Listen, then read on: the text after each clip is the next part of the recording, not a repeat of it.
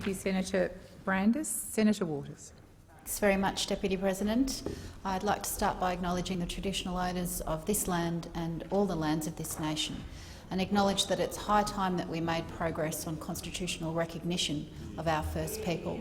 And not only that, some genuine efforts to close the gap, and of course to then progress to discuss genuine sovereignty over this nation and treaties with our First People. I'm thrilled to be back here in the Senate as the first Green re-elected in the state of Queensland, and I'd like to thank the many people that helped return me to this sometimes insane and diabolical place. Perhaps I've lost my mind, but I am very grateful to be here to represent the values of Queenslanders who want a fairer society, a healthy environment and an economy that thinks more than 5 seconds ahead. So I'll continue my work in this place to protect the reef from dangerous climate change, to work for equality for women, to work towards a planned transition away from fossil fuels and an embracement of clean energy that sees workers looked after rather than abandoned by those dirty industries. And of course I'll work to address the growing financial inequality that is racking many families, not just in Queensland but right around the country. And of course, now more than ever, I will proudly be a voice against racism and divisiveness, against members of our community and potential members of our community. And I am perplexed at the apparent electoral attractiveness of blaming brown people for the problems of the changing economy.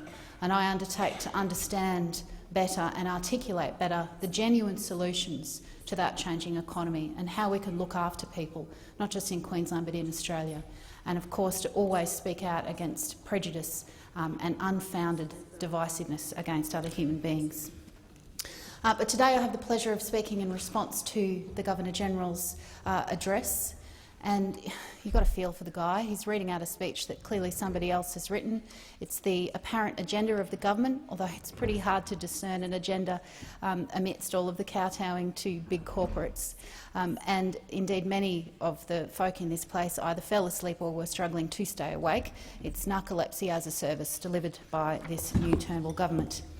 But what I took particular umbrage at was the many instances of hypocrisy in the speech and the many instances where the rhetoric and the buzzwords simply did not match the actions of this government.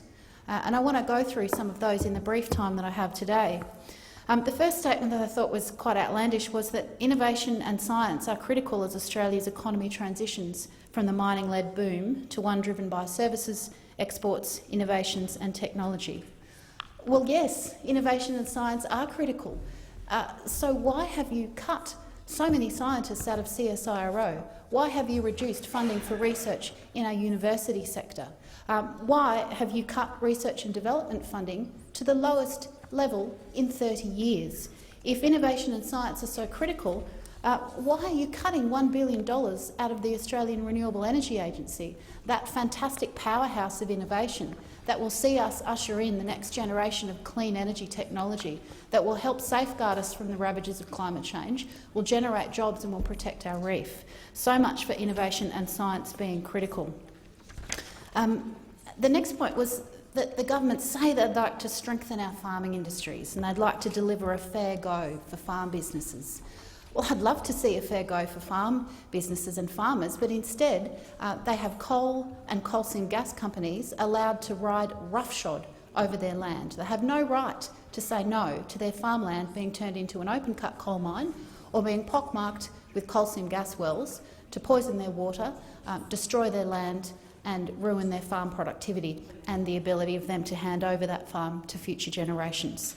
I would like to put on record my immense pleasure at the moves by the Victorian state government to ban fracking, and I'll signal that just yesterday I introduced my bill again, I think it's the 4th time now, to give landholders the right to say no to coal seam gas and coal and to ban fracking. We've got clean energy options which don't threaten our land and water or divide communities or threaten their health, and that's where this government should be investing. If they say they want to strengthen our farming industries and support farm businesses, we'll start by giving them some rights to protect their land against this unnecessary fossil fuel ravage. Now, there was talk in the speech also of being mindful of what sort of society that we bequeath to future generations and of policies that improve the well-being and secure the future of all Australians. Well, you would think that climate change and acting on it had quite a bit to do with the sort of world that we will leave for future generations, but this government's record has been utterly woeful. They've axed the carbon price. They got rid of the Climate Change Commission, which of course was reformed with the support of members of the public and continues to do excellent work. They instead have a policy, if you can call it that, direct action, an absolute abomination of a term, bastardisation of that term if you ask me, which pays polluters. Rather than making polluters pay to pollute, they now get paid. And often it's to do projects that they were intending on doing anyway that were already in the pipeline. Of course, we have a target for greenhouse gas reduction that will see Australia still be the largest polluter per capita, even if we were on track to meet that weak target. So the government has utterly no credibility when it talks about safeguarding future generations. Now, of course, that brings me to the Adani coal mine, and so much for support for science and innovation and looking after the future generations when we have 10 projects that could be funded by the Renewable Energy Agency slated for Queensland, which would generate 2,700 jobs for Queenslanders, lasting jobs that won't kill them with black lung disease. And instead we have this government cutting that, or attempting to cut that $1 billion from ARENA, and wanting instead to prop up a coal mine in this day and age when the global coal market has completely tanked and when the coal sector has already sacked a third of its workforce, because clearly the companies can see that that global trend and transition is underway. Sadly, our government is blinded by the multi-million-dollar donations that the fossil fuel companies make to it and to the Labor Party and to the National Party. $2.4 million have flowed into the coffers of those three parties since the last election. Is it any wonder that the fossil fuel sector gets such weak laws and every single coal mine or coal seam gas proposal ticked off on? And not only that, gets $24 billion in free public money for cheap petrol and accelerated depreciation. Nice, cosy little arrangement that they've got going on there.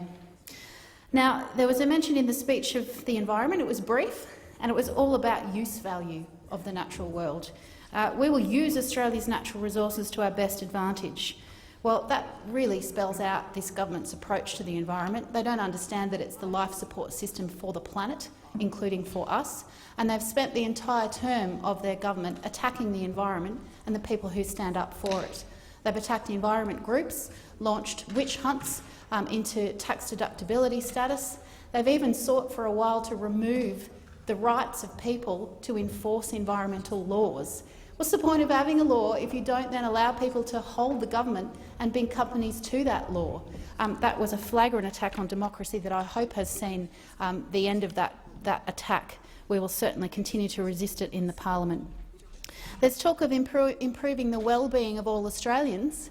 How are they going to do that? By cutting $7 a week out of the pay packets of the poorest Australians, while simultaneously giving tax cuts to the biggest companies and giving tax relief to people who earn over $80,000, a real clear statement of whose values and whose interests are being looked after by this government. And of course there was talk of women's participation in the workforce. I found the irony of that one quite pointed, given that sadly we have the lowest numbers of women in the Liberal Party in nigh on 30 years. And there was also talk of domestic violence continuing to be a national priority. Well, I look forward to those funding cuts that this government has wreaked on legal centres, on housing shelters, on women's support services, on long-term affordable housing. I look forward to those cuts being overturned if this government is indeed supposed to be continuing to address domestic violence as a national priority. So I have to say it was rather difficult to sit through the Governor-General's speech, to hear the buzzwords and the rhetoric, the talk of jobs and growth at the same time as trying to sabotage the clean energy sector, at the same time as trying to prop up the old dirty energy sectors, at the same time as trying to take money away from the poorest Australians, give tax cuts to the big corporates and to those who don't need the support. It will be very interesting to see if this government discovers an actual agenda in this term of parliament, if the Prime Minister even lasts longer than 5 seconds. But we Greens remain committed to standing up to protect the planet and to protect the interests of all Australians now and in the future from the wanton attacks that this government has wreaked in the past few years and apparently intends to continue to wreak for the next few years.